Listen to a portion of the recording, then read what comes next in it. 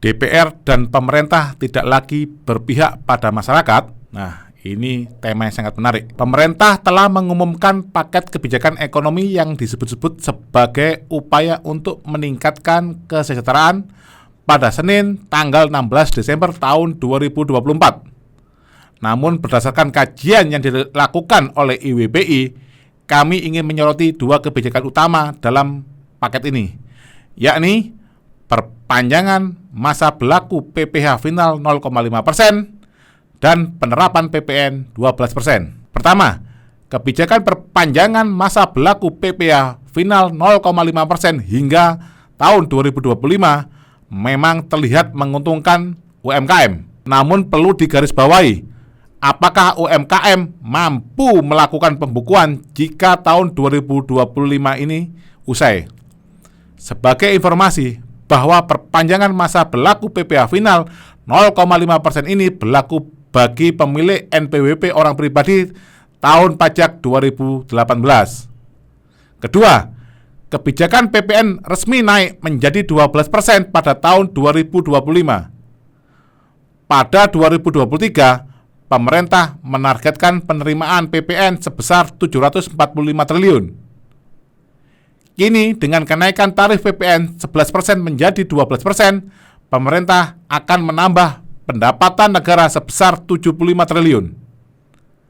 Namun, ada fakta menarik yang ditemukan oleh IWPI. Di antaranya, berdasarkan Undang-Undang Nomor 7 Tahun 2021 tentang Harmonisasi Peraturan Perpajakan (UU HPP), barang hasil pertambangan termasuk batu bara tidak lagi dikecualikan dari PPN.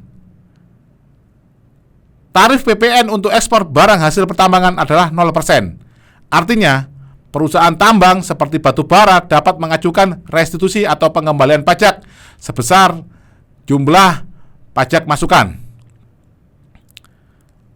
Pada tahun 2023, proyeksi PPN masukan dari barang hasil pertambangan mencapai 77 triliun. Dengan kebijakan PPN ekspor 0%, pemerintah justru menanggung kerugian besar. Lalu, dari mana kerugian ini ditutupi? IWPI menduga bahwa kenaikan PPN menjadi 12% digunakan untuk menutupi kehilangan penerimaan sebesar 77 triliun akibat PPN ekspor 0%.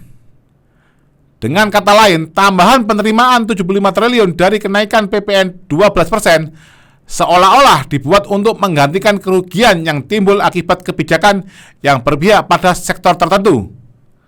Sementara itu, masyarakat umum dan pelaku UMKM yang baru justru menanggung beban lebih besar. Presiden Prabowo Subianto dalam 8 misi Astacita berjanji untuk meningkatkan daya beli masyarakat dengan mengendalikan pengenaan pajak. Namun, apa yang kita lihat sekarang justru sebaliknya. Kebijakan ini menambah beban bagi rakyat, bukan mengurangi. Paket kebijakan ekonomi untuk kesejahteraan ini tampaknya justru lebih berpihak pada kelompok tertentu, bukan pada masyarakat luas. Kami dari IWPI mendesak pemerintah dan DPR untuk kembali pada prinsip keadilan ekonomi dan berpihak pada rakyat, khususnya pelaku UMKM dan masyarakat kecil yang benar-benar membutuhkan perlindungan dan dukungan. Demikian pernyataan kami, terima kasih. Salam IWPI.